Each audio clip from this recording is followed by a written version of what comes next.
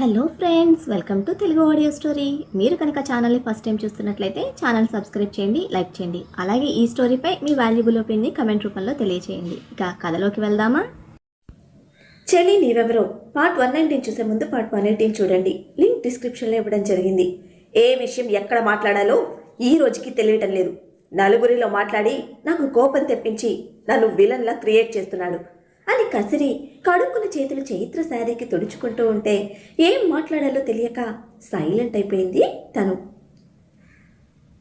Dad, నా school time అవుతుంది, come fast అని లక్కీ పిలుస్తూ ఉంటే చెప్పలేదా వాడికి అని అడిగాడు చైత్రని.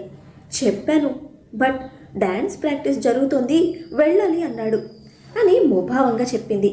ఓకే, నేను చూసుకుంటాను, బట్ మళ్ళీ చెప్తున్నా, నాకు చెప్పకుండా బయటకు వెళ్ళొద్దు, ముఖ్యంగా వాళ్ళిద్దరితో అస్సలు వెళ్ళొద్దు అని చైత్ర ఫోర్హెడ్ మీద కిస్ చేసి, నీకు నచ్చినా నచ్చకపోయినా ఫాలో అవ్వకపోతే మాత్రం తాట తీస్తా అని సీరియస్గా వార్నింగ్ ఇచ్చి వెళ్తున్న రాణాను బరువైన గుండెతో చూస్తూ ఉండిపోయింది చైత్ర. నా ఫ్రెండ్ నిర్దోషి అని గట్టిగా చెప్తే వింటాడు రాణా, బట్ మనసులో ఉన్న అనుమానం అయితే పోదుగా.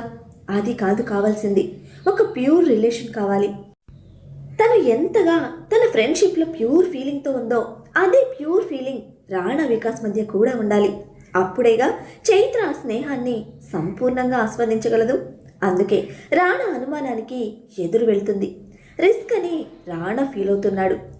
ప్రాణం పెట్టే స్నేహంలో తనకి ఎటువంటి ప్రాబ్లం ఉండదని చైత్ర నమ్ముతోంది.